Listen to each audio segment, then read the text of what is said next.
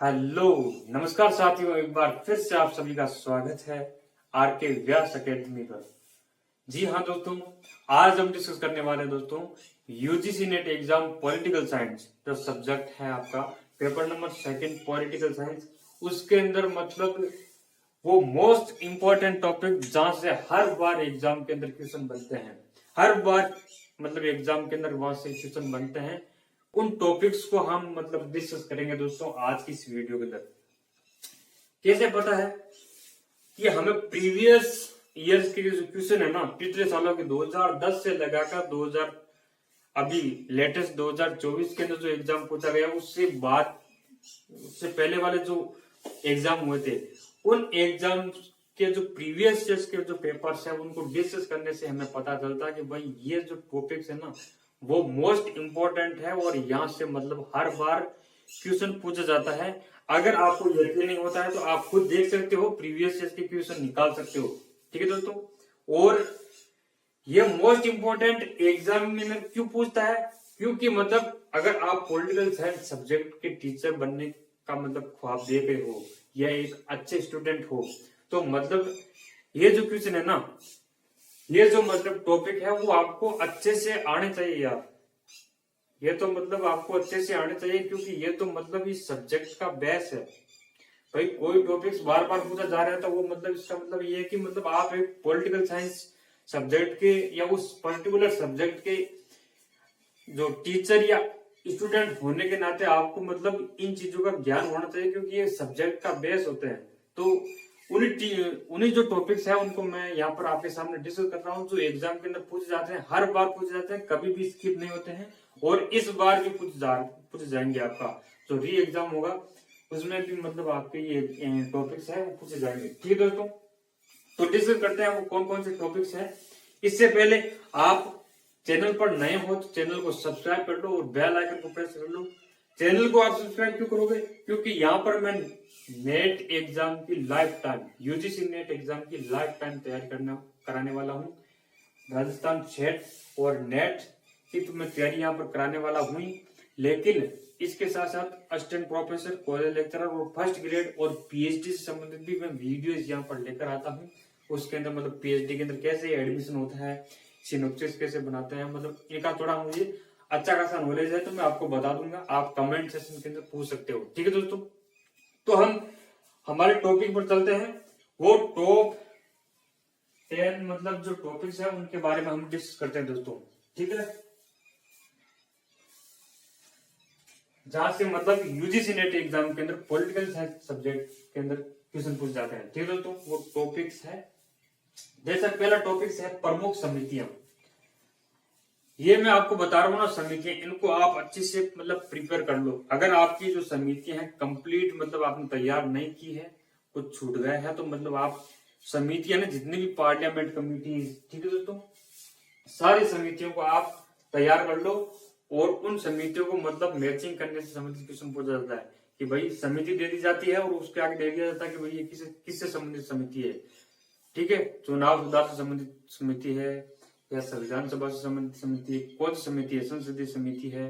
ठीक है दोस्तों, या तो ऐसा पूछ लिया जाता है या मतलब ऑप्शन के अंदर पूछ लिया जाता है विकल्प के अंदर कि भाई उनका डेट दे दी जाती है 1950-26, उनको मैच करिएगा। ठीक है दोस्तों, या फिर कालक्रमानुसार पूछ लिया जाता है।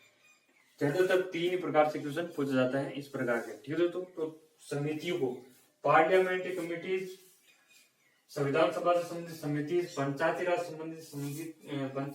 संबंधित समिति और चुनाव सुधार, ये जो समिति है ना, कौन कौन सी?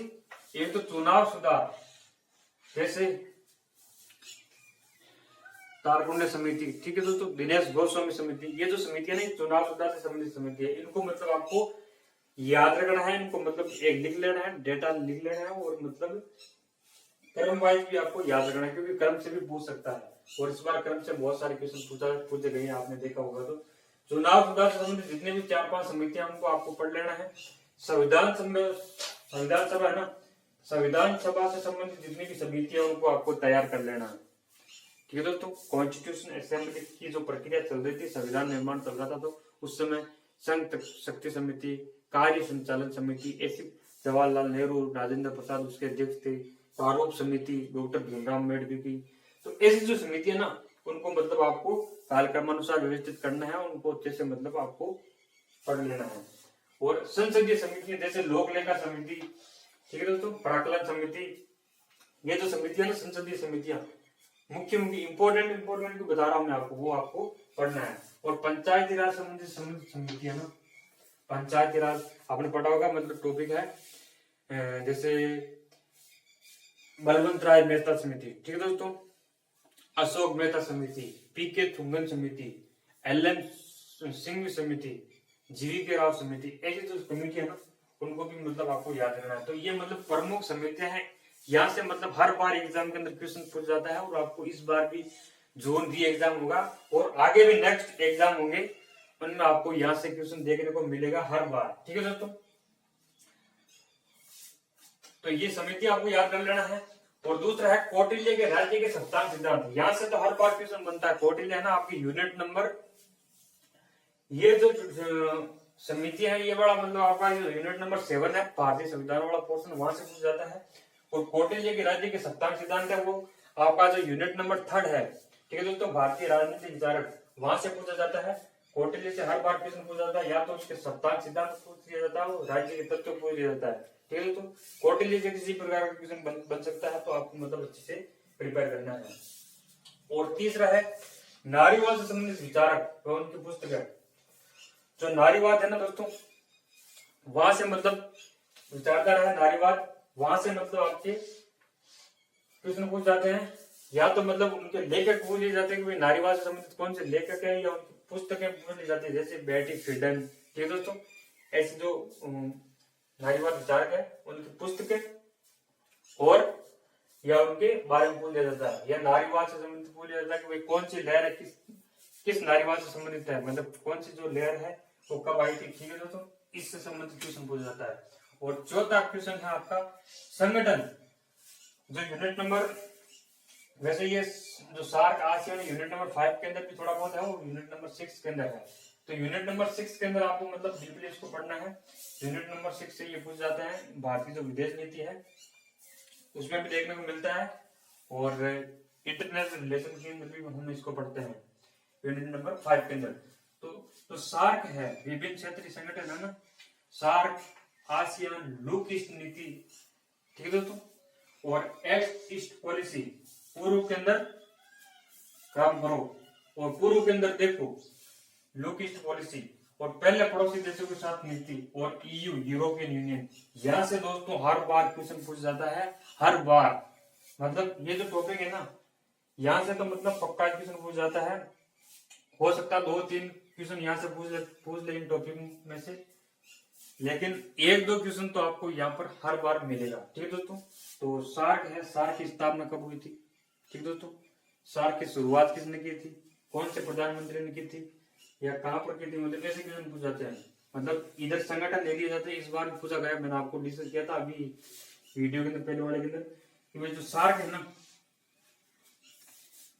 सार्क जैसे संगठन दे दिए जाते हैं इस साइड में, और उस साइड में मतलब एक तरफ दे दिए जाते हैं उसकी स्थापना वर्ष, उनको आपको मैच करना होता है कि भाई कौन सा सही सम्मिलित है, ठीक है दोस्तों। तो डेट आपको इम्पोर्टेंट है, कब इसकी स्थापना होती है, आसियान की स्थापना कब हुई थी, ठीक है दोस्तों, लुक ईस्ट पॉलिसी की शुरुआत कब हुई थी, या किसने इसकी शुरुआत की थी, या इनका मुख्यालय भी पूछ दिया जाता है, मुख्यालय कहाँ पर है। एक्ट ईस्ट पॉलिसी, ये भारत के प्रधानमंत्री के द्वारा शुरू की गई थी नीति है, कि भाई जो आसियान कंट्री या पूर्वी कंट्री है ना, उनके साथ मतलब भारत के मधुर संबंध स्थापित करने के लिए समितियों का मतलब नीतियों को लागू किया गया था। और पहले पड़ोसी देशों के साथ नीति, ठीक है दोस्तों, ये भी एक इम्पोर्टेंट नीति है। और ईयू यूरोपियन यूनियन भी इम्पोर्टेंट है, यहाँ से भी क्वेश्चन बनता है, ठीक है दोस्तों। तो इनको आप एग्जाम के अंदर स्किप नहीं करके जाना है। अगर आपकी अच्छे से पहले से इसकी तैयारी है तो आप इसको अच्छे से रिविजन करके जाइएगा, ठीक है दोस्तों। पांचवा है सरकार 2.0, ये इंपॉर्टेंट कॉन्सेप्ट है यार, ये मतलब बहुत बार एग्जाम के अंदर पूछ जाता है।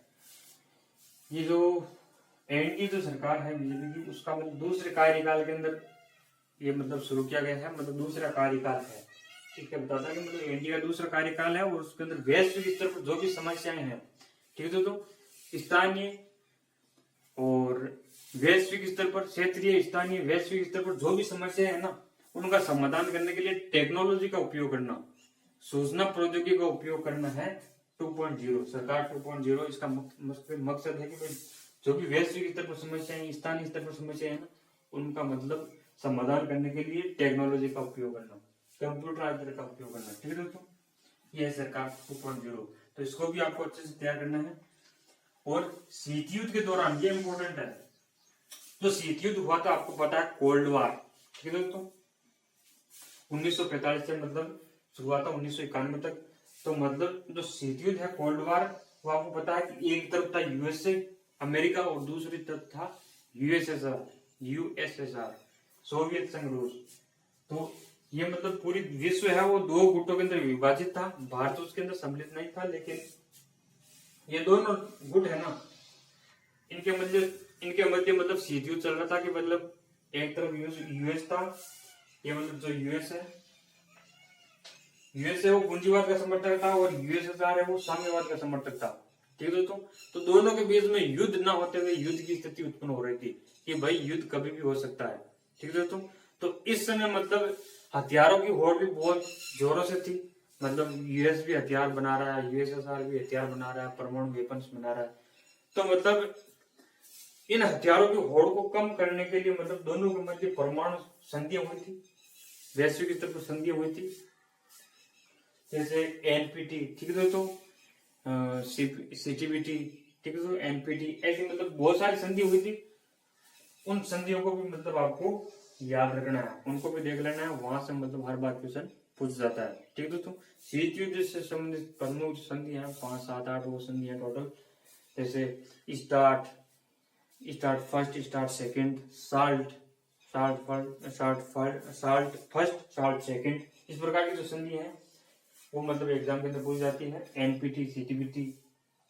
ठीक है दोस्तों, तो उनको भी मतलब आपको याद रखना है।